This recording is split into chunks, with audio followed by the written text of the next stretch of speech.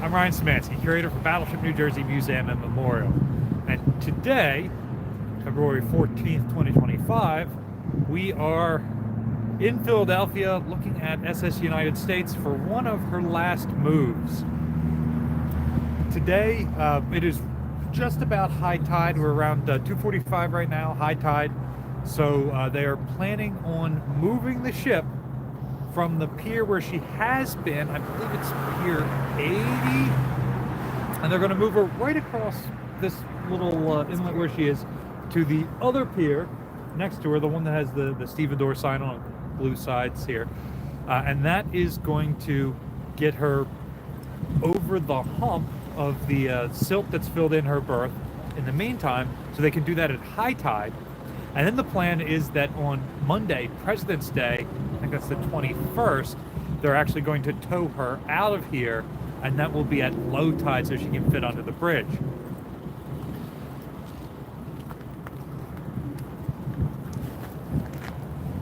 Right now we're looking at the ship. It appears like the aft mooring lines have all been removed, and they've started to pull her stern across this from one pier to the other.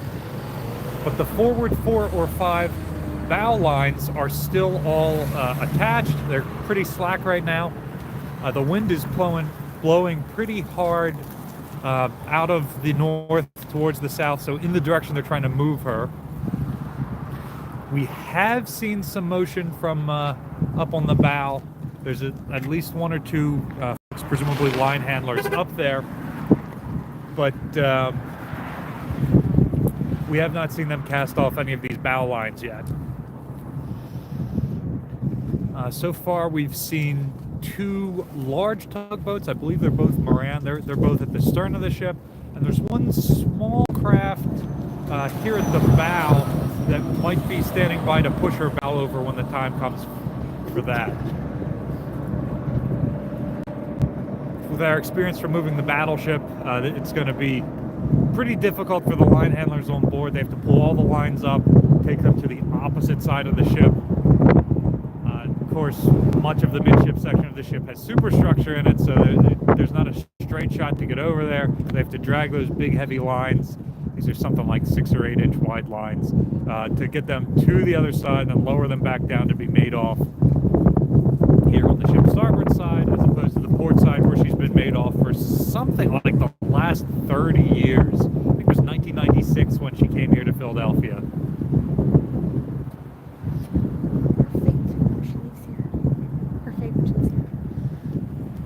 The plan again, today, it is high tide. They're going to move her from the pier that she was at to the other pier directly across from her.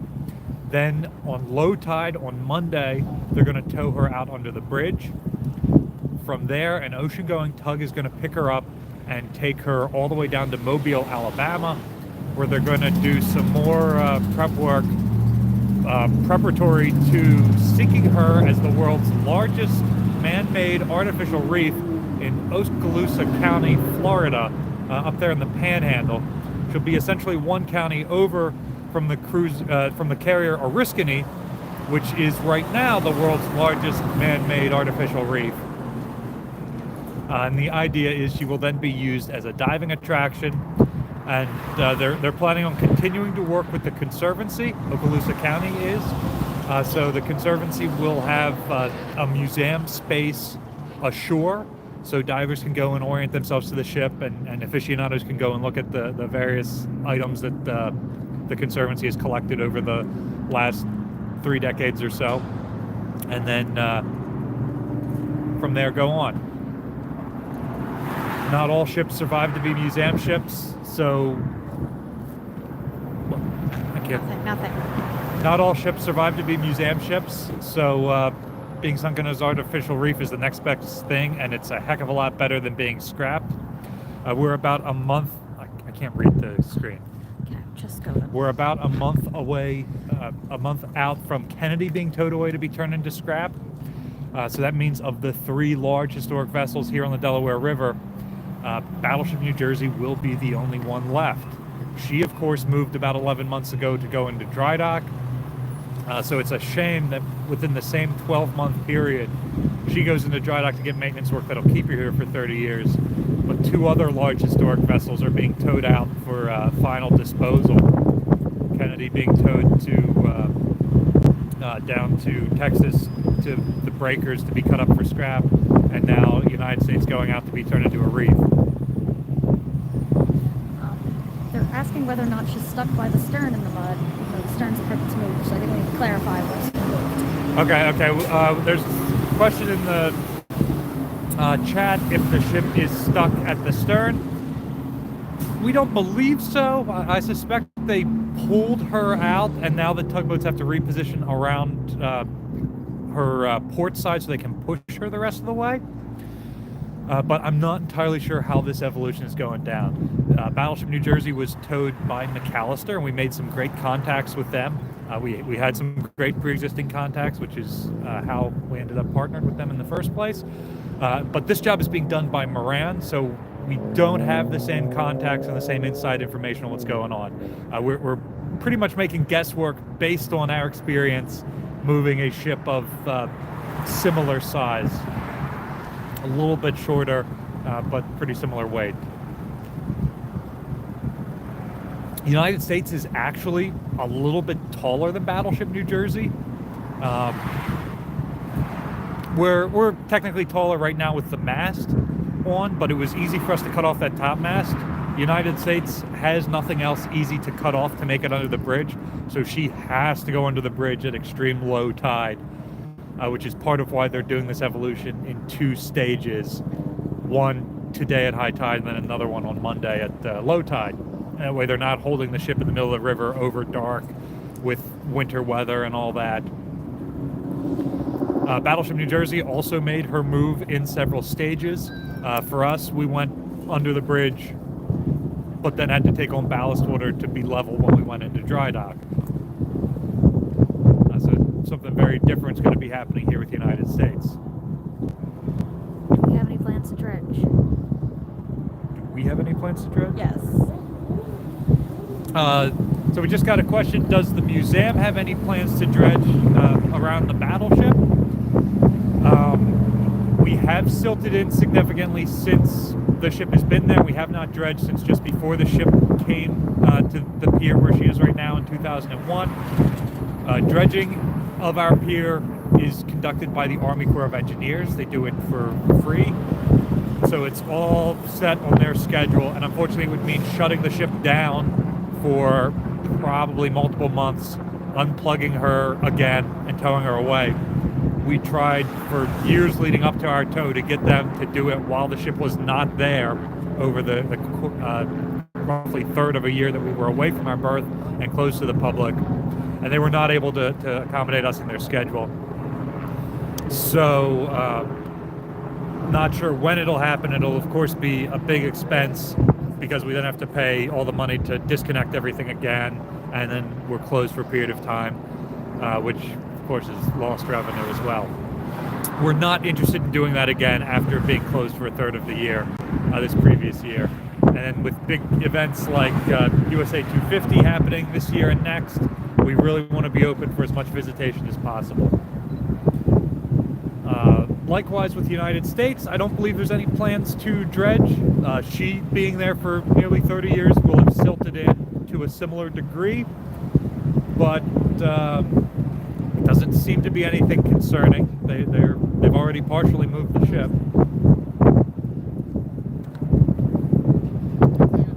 What does she look like inside? Got a question about what she looks like inside. Honestly, the interior of the ship looks in much better condition than the exterior. This exterior coating of paint is really badly flaking off in areas, but inside her system of coatings is pretty intact. Now that said, she's pretty gutted on the inside. None of her original furnishings, not even things like insulation or wall paneling or anything like that, carpeting, it's all gone. She's just bare metal framing essentially, which would have been a challenge for the folks who were going to for the original plan to redevelop her into museum space and other things. A challenge in some ways. In other ways, she would have been a blank template and they could have done a lot of stuff, whereas we're kind of limited with what we could do because we're trying to preserve the original ship and the original fittings. That's not an issue that they are going to have. It is going to save them a lot of work when they sink her as a reef because they don't have to go through and take all that stuff out. We're going to see some anchor chain down. Do you know anything about the anchor chain?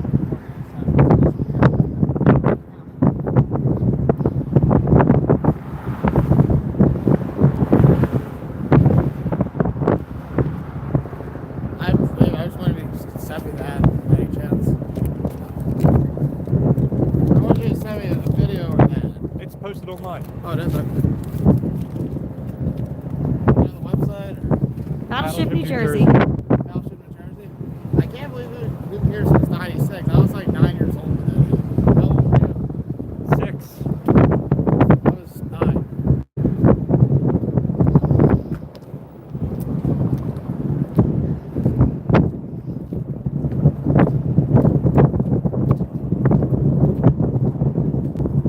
Again, since we don't have any contacts with the Moran folks who are taking the lead on this, we're not sure how long it's supposed to take today. Battleship New Jersey took soundings both of the area around the ship and of the channel from the ship to the main shipping channel to make sure that it wasn't silted in at all. That has been an issue that other museum ships have run into. They've taken soundings of around the ship, seen that it was good, started the tow, and then get stuck in the mud between where they were in the channel because it had silted in. And we were very fortunate in that while our berth had certainly silted in some, we've been able to monitor it with sounding leads and things like that. When we did the actual hydrographic or bathographic survey of the channel, it was perfectly good, nice and wide and deep, and plenty of space for us. And when they pulled the battleship out, we were facing in the wrong direction, essentially. Our bow was facing upriver, and we needed to turn her 180. Likewise, SS United States' stern is facing towards the river, so I suspect, much like us, they will pull her out into the channel, basically pivot her 180 degrees in place so her bow is facing downriver, and then start pulling her from there. Also likely, as it was with us, they'll be doing the tow on the hip.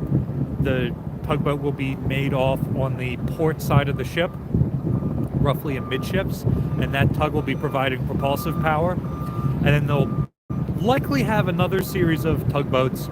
It was 4 with Battleship New Jersey. I want to say it was 5 or 6 with Kennedy. And SS United States is right between those two in size, so it'll likely be 4 or 5 again with her as well. So one will be providing the propulsive power on the hip amidships, and the other ones will be at the bow and stern to nudge her one way or the other to provide the steering for her. And then at a certain point, they will transition over to the ocean-going tug, which will probably, if I had to guess, they'll probably pick up this anchor chain here at the bow and attach their tow line just to that for the long tow around to Mobile, Alabama. That's what we saw them do with Kennedy just a month ago. Why is the ship historic? Any way, shape, or form? I'm not going to touch that one. What connection does she have with the ship? Battleship New Jersey has a couple connections to SS United States. SS United States, of course, another historic vessel here, about the same size. The biggest connection is the power plant. Battleship New Jersey was designed to be the fastest battleship ever built, and she attained that. SS United States was designed to be the fastest ocean liner ever built, and they used the propulsion plant of the Iowa-class battleships as the starting point. And they used the same companies, Babcock and Wilcox for the boilers, Westinghouse for the turbines, for the propulsion plant. But whereas New Jersey makes 212,000 horsepower, they came up with a slightly larger arrangement for SS United States that makes 240,000 horsepower. So where Battleship New Jersey cranked up to 35.2 knots at her fastest, which set the record, SS United States also made a record somewhere around 40 knots, 38 or 40 knots, but they never even cranked her up to full speed, so it's unclear how quick the ship could have gone had she ever had to. She's a post-war design, and she's very much comes out of the British ocean liner design, where we watched them use ships like Queen Mary during World War II to move entire divisions worth of men overseas without needing to escort her, because the ship could not only outrun her escorts, she could also outrun the submarine wolf packs that were hunting convoys. So it saved a tremendous amount of resources. And so the United States saw this happening and thought, hey, that's a great idea. So the federal government actually paid part of the money to Gibbs & Cox to construct this ship and operate her so that she could operate like a ocean liner in peacetime. But if there was wartime, and our big thoughts then, Cold War, it's going to be a war in Europe, and we're going to have to very rapidly transition divisions of American soldiers from America to Europe, like immediately, to stop the Russian push through the Volga Gap, that having a ship like this that can outrun Russian submarines would be a great addition. And then aircraft really took over within a couple of years. They had also been expanding tremendously in capability during World War II and in the immediate post-war years. And so that really limited the utility of the United States. And you go from having ships, ocean liners, where you're trying to move from one continent to another as quickly as possible, because that is the quickest way to move, to, if you want to go fast, you get on an airplane and you're there the same day. If you want to have a nice vacation, you get on a cruise ship. Cruise ships are not designed for speed, they're designed for capacity and amenities, and so they're able to exceed United States' capabilities in a lot of ways. Most importantly, they don't need the same kind of manpower to run this big, fast propulsion plant. And so United States really was, in some ways, like the battleship, a design that was obsolescing when she was being designed and built. So we saw the stern move. What are we looking for to indicate that the bow is going to start to move? So we've seen the stern untied and moved nearly to her final position. What we're waiting for on the bow now is for all of the mooring lines holding the bow in place to be cast loose. There's this one line here we have on the starboard side, the blue line, and then there's about 4 white lines on the port side. Once we see those cast off, then we'll probably see her get pushed over the rest of the way. Not sure what the time frame on that is. They likely only have 1 or 2 teams of line handlers on board. Battleship New Jersey, shoot, we've got probably 15 or 20 mooring lines on the ship. So the United States is going to be pretty close to that. So they're just moving from line to line to line, probably stern to bow. And I'm not sure if they're going to now transition all of those port side mooring lines at the stern over to the starboard side and then come up and do the bow, or if they're going to untie them all, pull the ship over, hold her in place with the tugboats, and then start transitioning mooring lines. We're really not sure what the evolution is going to be like for this one. It's a slightly different operation than we saw for Battleship New Jersey or Kennedy last month.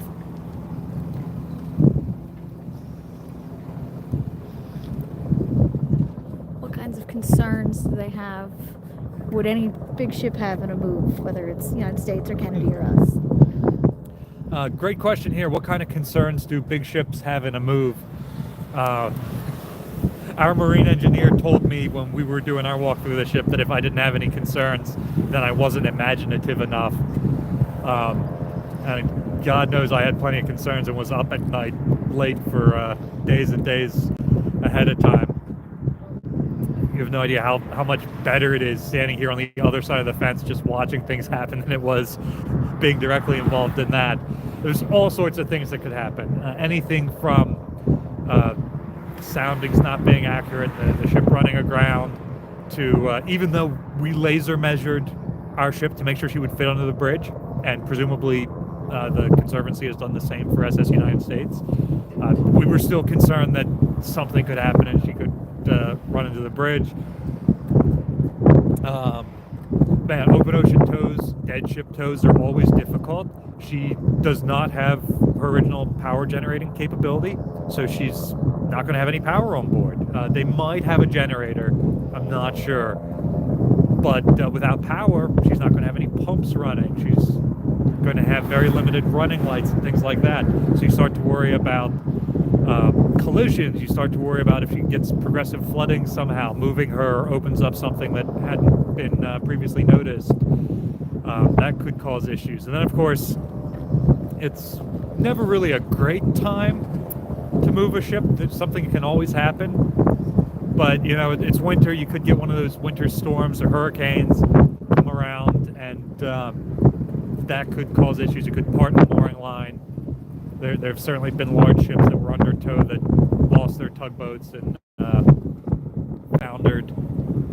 So all sorts of things that one could worry about, but it's all stuff that undoubtedly the various companies that are involved in this have thought about inside and out and made contingencies for. Prior to her being reefed, what needs to happen? Oh, that's a great question. Prior to being reefed, what work needs to be done inside the ship? That is a really interesting question. There's a great documentary, you can find it on YouTube, about the reefing of Oriskany. And they go through and they show that they're removing a lot of the hazardous materials on board the ship. There was still about 20% of her fuel in her fuel tanks. This is Oriskany. There were still lead and asbestos and things like that they didn't want getting in the water. And then even things like, she's going to be turned into an artificial reef. They had to cut open access points inside the ship so that a diver with a pack on their back can make it through safely, and they had to remove a lot of the cable bundles and things like that that could snag and kill divers. Now, SS United States, I don't know if she has any fuel on board. I suspect it's largely gone. And she's been largely gutted on the inside. Like the hazardous paint, the asbestos, that's all been removed even before she was brought to Philadelphia in '96. So I suspect it won't be much work like that. It will probably be prep work for the actual scuttling, cutting holes in watertight bulkheads, and then making big access holes for divers to be able to get inside the ship. But again, that is my best guess. We're not involved with the Conservancy. We talk with them from time to time, but we certainly don't know what their plans are or what Okaloosa County, Florida's plans are where she's going. If you'd like to see about the process of taking her apart, that Oriskany documentary is worth recommending. Yeah, I really recommend watching that documentary on Oriskany. I suspect some of the very same companies that did Oriskany are going to be involved in this one. It's a very small field, the maritime industry here. You basically have one or two options, particularly in the same regions that both these ships are being, United States is being sunk one county over from where Oriskany was sunk. So they'll probably go with the experts who have done that before. I know one of the companies that was involved was Resolve Marine. They also helped us. They're the ones who flooded 2,000 tons of water into the bow of the ship because we asked them to. They were also involved with Battleship Texas, foaming her tank so that she was able to make it to dry dock, and they rode Texas as well with pumps in case she had any issues underway. So they do both sides of it. They keep ships from accidentally turning into reefs, and they can do the work to turn a ship into a reef. So comparisons to Texas's move are well warranted here. It might be good to compare this to Battleship Texas's move. Both ships honestly, Texas had probably been in the dry dock more recently than United States. United States may well be in worse material condition than Texas, although Texas is significantly older, and from what we saw going through United States, she was in pretty great material condition. I did not see any active leaks below the waterline. There's always rainwater intrusion issues through portholes and doors that don't seat properly. But like in terms of the water rusting through the ship and causing holes, we didn't see any evidence of that when we got our tour of the inside of the ship. If you'd like to see the inside of the ship, watch our first videos. We do have some videos. If you search SS United States on our channel, we go through a couple of her interior compartments. And there's some other content creators out there who have some videos too. If you're really interested in seeing what the ship looks like on the inside, go and check those out. Those are a couple of months away from being historic documentaries that cannot be replicated anymore. I think they just pulled a mooring line. Oh, it looks like these mooring lines here on the port side at the bow are starting to go slack. They might finally be transitioning up here to the bow. We can't really see any movement from the line handlers up on the deck, but the enclosed bulwark around the bow is really obscuring the view up there. I'm not sure we could see them if they're there. So that's essentially what we're waiting for now. We're waiting for those mooring lines to come up so that the tugs can push the bow end over to match the stern. Want to talk a little about our weather conditions today? The weather conditions today are not the most ideal, but not the most terrible. It is mid-February, so things could be a lot worse. Temperatures a little bit above freezing right now. The wind is blowing out of the north towards the south, so they're basically pushing the ship straight into the wind, side on, which means that you've got a huge sailplane area trying to push against the tugboats. And the wind's blowing 15 knots. And the wind's doing just about 15 knots, which is pretty much the limit for a dead ship tow like this on the river. I suspect weather played a role in pushing back this move. This is not the first date that we've been told that the ship was going to move.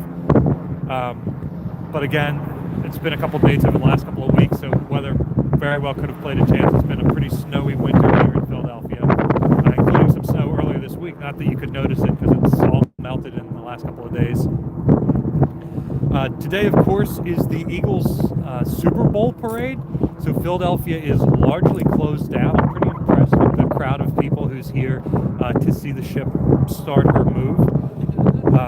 I am thankful that there's a Super Bowl parade going on, because it means that all the terrible Philadelphia drivers are drunk somewhere in center city instead of on the road. But man, this place looks like Boston during a St. Patrick's Day parade. Almost as much green. Do you know how they're going to sink the ship? Explosives? Okay. Question was, how are they going to sink the ship? We do not know the specific plans, but our best guess is based on how they sunk Oriskany, and there's another great documentary on the Coast Guard cutters Bib and Dwayne, who also sunk as artificial reefs. I used to work on their sister ship Taney, so it was very interesting seeing those ships get sunk. Anyway, with all of these, they cut a series of holes in the ship on the inside, and then they used charges to blow holes basically in the bottom of the ship. The key is they want the ship to sink on an even keel so that she's sitting upright on the sea floor.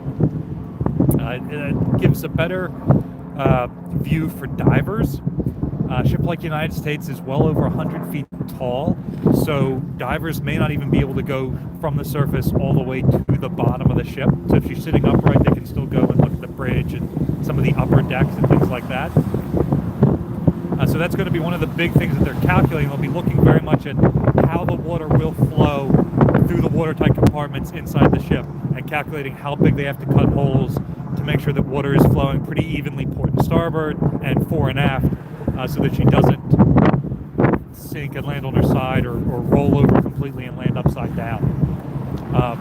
With Dwayne and Bib, they cut some big holes in the stern of the ship so that once she sunk with those holes that blew out the bottom, to a certain point, she started to sink from the stern towards the bow. So the stern hit the bottom first and the bow landed on top of that. I can't remember whether it was Bib or Dwayne, but one of them sank right side up, one of them rolled over on her side. Oriskany sank right side up. So they're pretty reasonable success rate at this. What about BB-16? Their sinking's a little different. Battleships tend to roll over. They have a tremendous amount of top weight with things like armored conning towers and the turrets. And so you see ships like BB-16, which is laying upside down. You can just look at her stern.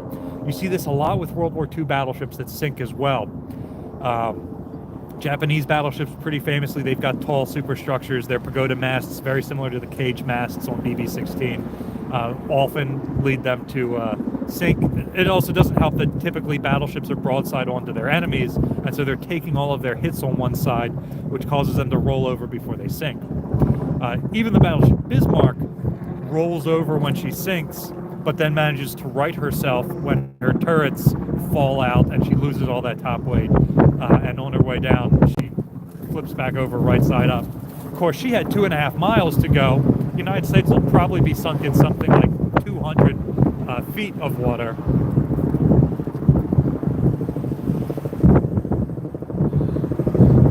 Can you remind us what the schedule is for the rest of the week and the year?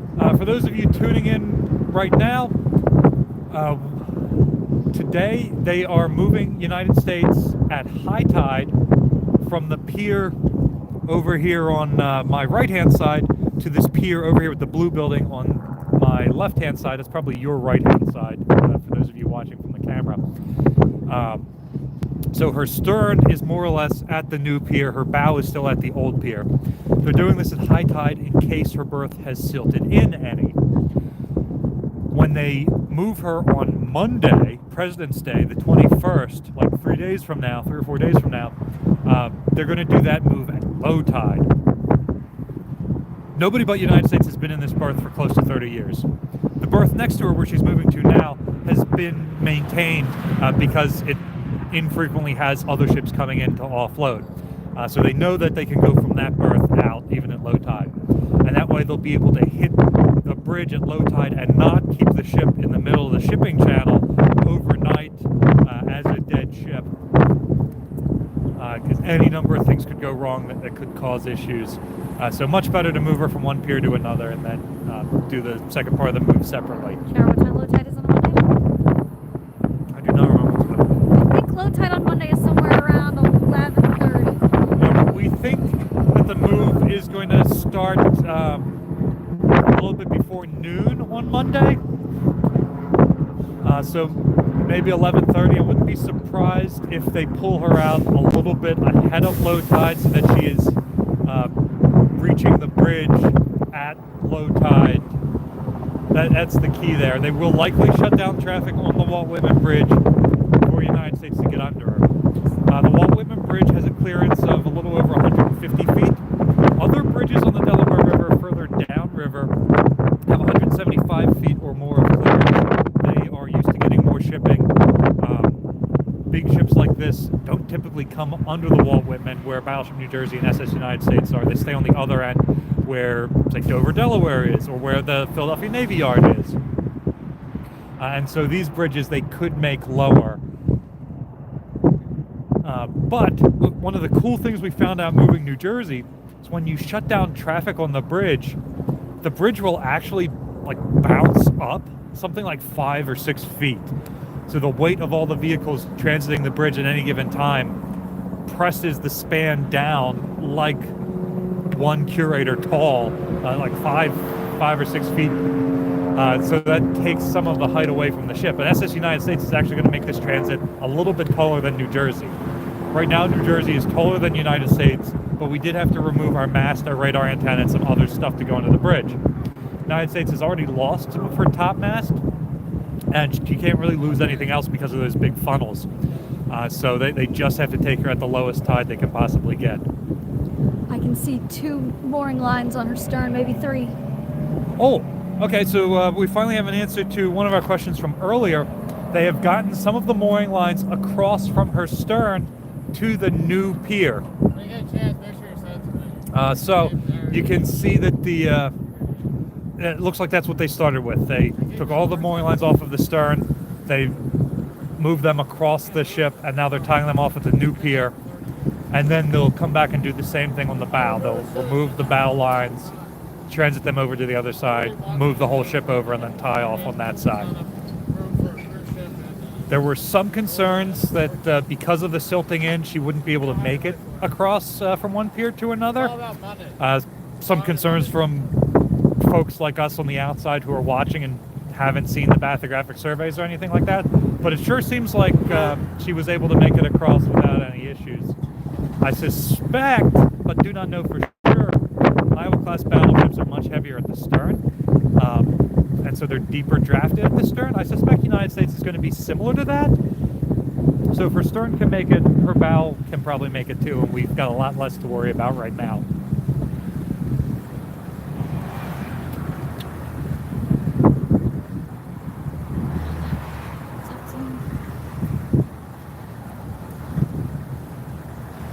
So this has been fairly 37 minutes in. fairly long process so far. We're about 40 minutes in. We're going to sign off here, and then we'll come back on in a little bit when they start to move the bow. So stay tuned, come up with some questions, and we'll see you in a few.